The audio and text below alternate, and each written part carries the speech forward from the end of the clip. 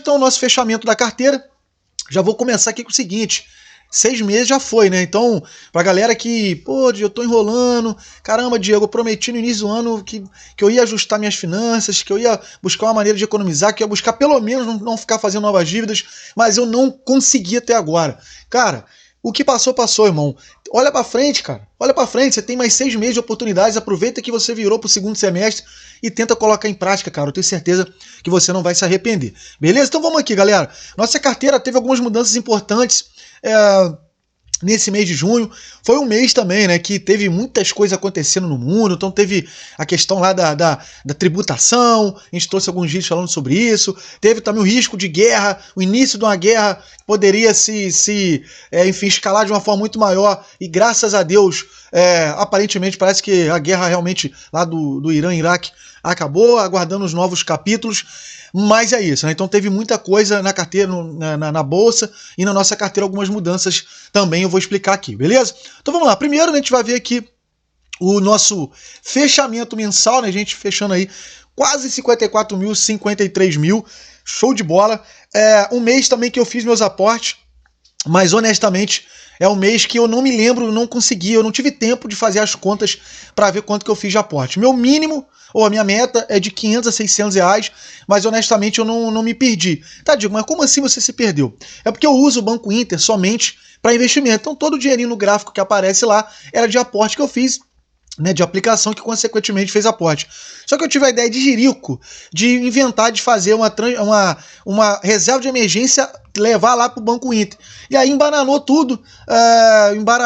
Além disso, alguns clientes também me pagaram pelo Banco Inter, né, um ou outro lá. Então eu não tive tempo de fazer cálculo de quanto que foi, quanto que eu tirei, coisa e tal. E além disso, as compras, as vendas que a gente fez, as mudanças na carteira, então deu uma embananada. Então, honestamente, eu não tive nem tempo e nem paciência para olhar quanto que eu fiz de aporte esse mês. Olha só, vamos lá, nossa carteira, 53.900. Aqui a gente consegue ver que segue a nossa evolução no crescimento aqui de patrimônio desse projeto que a gente começou lá em março de 2022. Sempre investindo pouco por mês. Então é a prova que a gente conseguindo investir pouco, é possível sim construir patrimônio, aumentar a renda passiva e, cara, vai se desenvolvendo no processo, cara. Errou, busca se corrigir e assim a gente vai, ok? Vamos lá. Como aqui para nossa carteira, vou tentar ser mais resumido hoje, que eu quero falar também dos dividendos, tá bom? Vamos aqui, o seguinte, e se você quiser seguir a gente no Instagram, está lá no Instagram, ó, com um monte de conteúdo maneiro lá também, ok? Então vamos lá, nossa carteira basicamente fechou no 53 mil, aqui ela num todo, tá bom? Vamos ver aqui o nosso gráfico pizza para a gente entender como que está atualmente a carteirola. Atualmente 39,9% de FIIs, quase 40%. Renda fixa, nosso Tesouro Direto, 25%, que ela tem a função aqui no início era de reserva de emergência, no início era mais para equilibrar a carteira, e atualmente ela é para equilibrar a carteira, diminuir volatilidade, mais uma reserva de oportunidade. Então quando pintar aqui uma queda acentuada de alguma oportunidade que eu vejo, eu posso, se no momento ali eu não tiver um aporte, alguma coisa, para rebalancear, eu posso sair daqui e distribuir para outros ativos, tá bom? Inclusive isso já aconteceu algumas vezes, tá bom? Mas eu tô sempre alimentando aqui até para manter o equilíbrio da carteira. 25% em ações, vocês podem observar que tem aqui posições semelhantes, ações e o Tesouro Direto. E a gente tem também aqui, para finalizar, ETF, que é o IVVB11, tá bom? E cripto 2,90, quase 3%, criptomoedas, e a gente vai ver melhor como é que tá essa parada aqui, galera. De baixo para cima, né, a renda fixa, o Tesouro Direto, que inclusive, né, a gente fala aqui em dividendos no final dos vídeos, a gente sempre fala dos dividendos que a gente recebeu, mas também tem renda passiva através dos juros aqui da renda fixa, que tá me rendendo aí, vamos botar que tá rendendo o quê? 1,2%?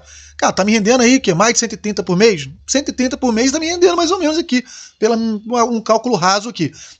Então, mais os dividendos, mais a renda fixa aqui, né, os juros. E se a gente observar aqui, né, conforme a gente viu no outro vídeo, ó, aqui, ó, é uma variação porque eu tô carregando, eu tô com essa renda fixa aqui, posicionando nela, cara, desde lá de trás, desde quando a taxa de juros estava aqui, acho que 6%, me lembro agora.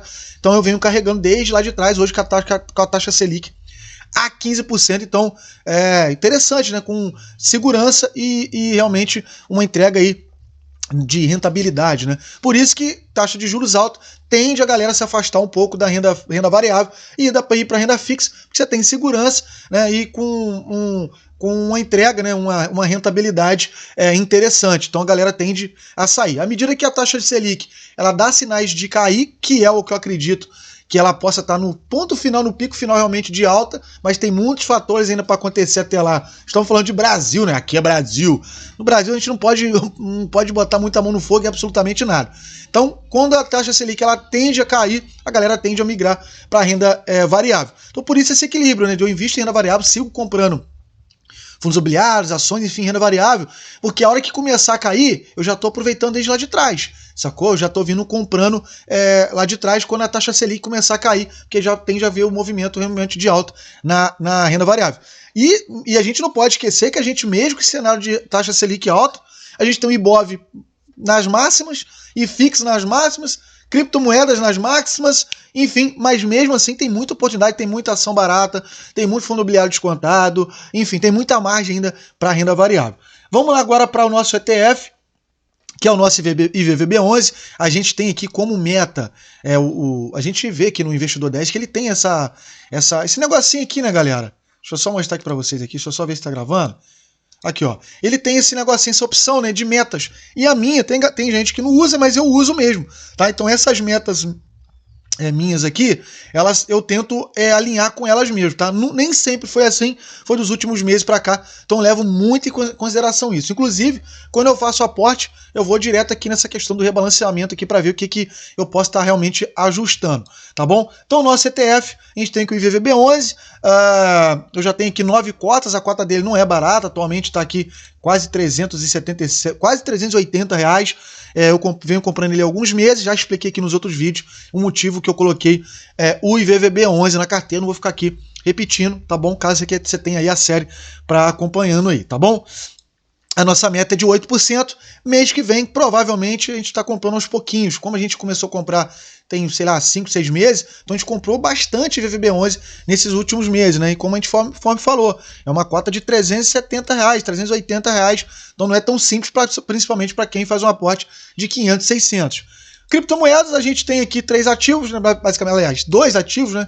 Digamos assim, 2 criptos, que é Bitcoin e Ethereum. Já tem um bom tempo que eu não compro Bitcoin, tem um bom tempo também que eu não compro Ethereum, tá bom? E tem aqui o SDT, né, que é a stablecoin do dólar, para deixar aqui como caixa, se eu ver algum movimento aqui para poder comprar, e o dólar vem caindo, então tá em queda aqui, mas tem um tempinho, tá, que eu não coloco o dinheiro aqui lá na Binance, né, que é a corretora que eu utilizo, já tem alguns meses, esperando talvez um cenário de queda. Vamos ver esse mês aí de julho o que a gente faz aí, se a gente faz coloca um pouquinho, que todo mês eu tava colocando de 50 a 100 reais, mas quando o Bitcoin tava lá atrás, logo em seguida depois eu comecei a comprar Ethereum, mas já com time um pouco mais acima, tanto é que tá aqui nesse meio, nesse 0 a 0, nesse chove não molha, então a gente tá observando aí, com esse mês de julho eu vou dar um pouquinho de atenção a criptomoedas, que honestamente ficou um pouco de lado nesses últimos meses aí, tá bom? Sem fazer aporte, até porque tá acima aqui da minha meta, ó, tá? Então justamente até por isso, ó, se a gente for ver aqui, ó, ele tá acima da meta, minha meta é de 2%, tá em quase 3%, então eu dei uma segurada. Vamos agora ver a nossa carteira de fundos imobiliários, que teve mudança, tá? Teve algumas alterações importantes que a gente fez. Vamos ver quanto tempo já tem de vídeo, porque eu falo para 10 minutos. Esse vídeo não vai passar de 15. Nossa carteira de fundos imobiliários atualmente, tá? Como ela tá atualizada, se você for pegar do vídeo anterior, viu que teve mudanças, né? Eu ia fazer algumas mudanças e eu fiz. Quais foram as mudanças? Cara, eu fiz aqui o seguinte. Deixa eu mostrar aqui. Cadê aqui? Caramba, cadê? Point Fix. Eu acabei mudando aqui, galera, eu acabei vendendo alguns ativos, eu gravei no vídeo anterior falando um pouquinho sobre isso, porque isso aqui, ó, eu tava com muita exposição nesses fundos imobiliários aqui, ó. Eu tava com muita exposição nesses 4 e com bem menos nesses 3. E aí, eu tava com... A gente for pegar aqui dentro do nosso gráfico de distribuição, tava muito mal distribuído. Tava assim, metade da minha carteira, ou mais da metade da minha carteira, tava para KNRI, HGLG, XPMLG, XPML11, né, e BTLG. Tá? Então, assim, todos os FIIs da minha carteira são FIIs que, na minha concepção, foram selecionados, são FIIs robustos, tá bom? FIIs que eu escolhi depois de muitos erros, muitos FIIs passaram pela minha carteira, e hoje a minha carteira, já há algum tempo, são apenas esses fundos imobiliários. A única coisa que eu fiz foi vender um pouquinho aqui, mas desses 4 FIIs aqui, ó, eu vendi um pouquinho desses 4 FIIs e reposicionei para esses 3 aqui, justamente para deixar um pouco da carteira equilibrada, que é para a meta que eu coloquei para mim, tá? É uma meta que eu coloquei, uma estratégia que eu determinei e venho fazendo aos poucos. Eu vou até mostrar para vocês aqui, ó.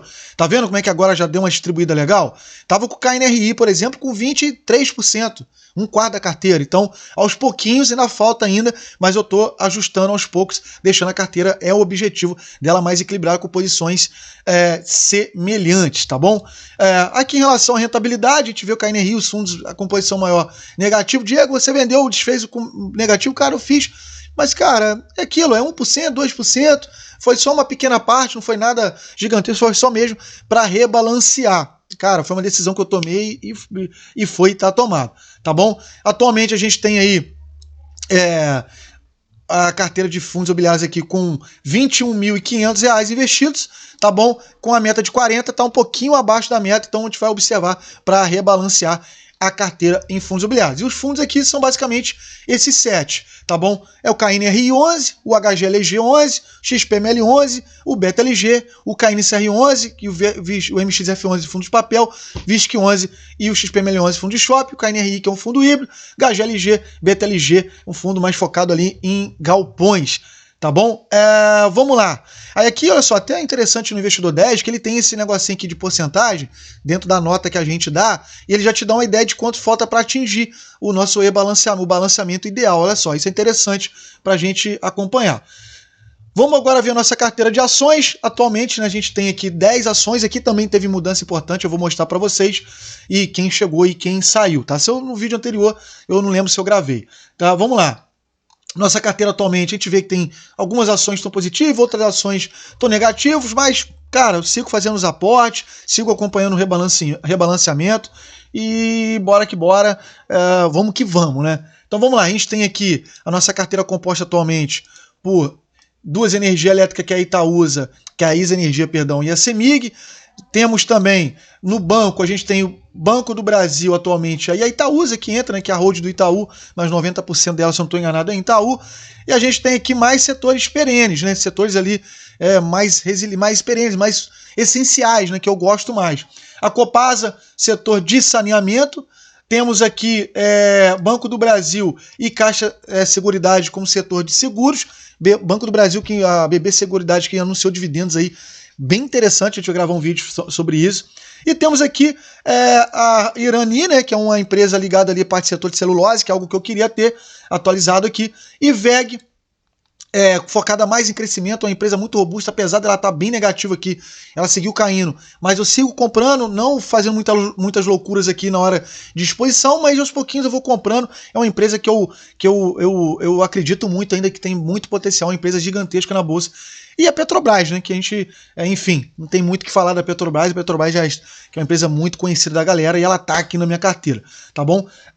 Vamos lá. O que eu ia falar aqui? O seguinte, o que saiu e o que chegou. Saíram da minha carteira a Itaú, tá bom? Porque eu já tinha Itaúsa, eu pensei muito, conversei com um amigo sobre isso, e aí eu falei, cara, vou sair da Itaú, não tem necessidade mesmo de ter 2 empresas basicamente ali com quase a mesma coisa. Então eu decidi naquele momento sair, desfazer de Itaú. Foi uma escolha pessoal, eu já tinha Itaúsa há mais tempo, então isso teve um peso também maior também na hora da escolha. E a outra que saiu foi a Taurus Armas, galera. Vou mostrar até para vocês aqui, que foi a Taurus Armas, que é uma empresa, cara, que ela era queridinha. Quem lembra dela aqui? Quem 2021, 2020, 2022 ali, cara, ela era queridinha. E foi no período que eu comecei a investir. Então eu não conhecia muito, não se falava muito dela, eu não tinha conhecimento nenhum sobre ações, eu achava, é uma ação conhecida, famosa, forte no exterior, tipo assim, ela é uma ação, eu vou ter. Então eu comprei e vim carregando ela até dias atrás. Ela, na verdade, era a única ação que tinha restado da minha carteira de ações quando eu comecei. E ela estava me incomodando porque ela fugia completamente de todos os critérios que eu tenho na hora de ter a minha carteira de ações no processo que a gente foi desenvolvendo, né? Dentro da carteira que a gente foi encontrando o melhor. Muita gente começa a investir e já define uma carteira, já estudou, desenvolveu tudo e montou uma carteira. E muita gente começa e vai aprendendo na prática, vai desenvolvendo, vai mudando a rota, vai mudando, vai se encontrando dentro desse processo. E eu me encaixo com esse perfil. Tudo na minha vida sempre foi meio autodidata, né? Eu nunca fiz curso, nunca fiz mentoria, nunca fiz porra nenhuma. Foi tudo na prática. Então, tem o preço que a gente paga pelo processo, mas eu acho que a gente valoriza muito o nosso processo quando a gente aprende assim, na prática. Eu acho que a gente aprende, absorve, acho que até mais, para ser sincero, tá bom? E a Taurus Arma, a gente consegue ver que ela tá negativa nesses últimos 12 meses. Eu vendi, se não me engano, 30% de queda e não me arrependo, tá? Porque era o momento, falar, cara, já chegou, tô empurrando ela com a barriga na minha carteira uma porrada de tempo, e aí eu decidi desfazer. Ela tem números até potencial aqui e tal, mas é uma empresa que ela tem alguns critérios que ela realmente não encaixam mais, que são os que eu uso. Que é aqui, por exemplo, dentro da nossa planilha que a gente tem, inclusive, é uma planilha que a gente vai trazer mais vídeos aqui, uma planilha desenvolvida pelo nosso amigo Hernandes. É uma planilha que você pode adquirir por apenas R$20, tá bom? Você que é inscrito no canal, pode mandar mensagem aqui ou no Instagram. Essa planilha aqui, ela é basicamente, cara, ela é fantástica, ela ajuda demais, porque ela tem aqui, ela tem preço, ela tem aqui 4 funções, né? Você consegue, você tem um método Gordon, tá bom? Você tem um método Bazin para você mesmo calcular, para você realmente ter todo o seu cálculo. E também tem aqui o Benjamin Graham, né? O método do Benjamin Graham, né? Preço justo aqui do Benjamin Graham. E os critérios avaliativos, né? Não são todos, mas com esses critérios aqui, na minha opinião, você já consegue filtrar muito para montar a tua carteira de ações. E dentro desse contexto, a Taurus Armas ela é reprovada em quase todos. Né? Ela tem aqui, ó, dentro do ROI que a gente utiliza como referente reprovado, dividend yield reprovado, receita reprovado, PL reprovado, lucro líquido reprovado, margem líquida reprovada, só PL, PVP e payout aprovado. Então, assim, dentro dos critérios ela não passaria. Se eu montasse minha carteira hoje, ela não entraria. Então, os critérios que eu utilizo, que eu tenho as ações, são dentro desse critério. E a Taurus Armas, dentro dessa pontuação, dentro desses critérios, ela não faz parte mais, tá bom? Eu vou gravar mais vídeos trazendo coisas dessa planilha aqui que é muito legal, tá bom? E aí eu decidi vender a Taurus, tá? Acabei desfazendo, já tá comigo um tempinho, já foi que foi, tá bom? E aí entraram na carteira Caixa Seguridade, que a gente já falou dela, e a Irani, a Arani 3, foram as duas ações, tu pode ver até com as posições menores aqui na carteira, então eu acabei desfazendo. Os dividendos eu vou deixar para o próximo vídeo. Se eu não trouxer ele hoje, eu trago amanhã o vídeo aí dos dividendos, como está sendo a nossa evolução dos dividendos, tá bom? Só para não ficar um vídeo longo, para a gente poder executar isso mais tranquilo, beleza? Tamo junto, já se inscreveu no nosso canal, não deixe de se inscrever e até o próximo vídeo. Valeu, tô de volta.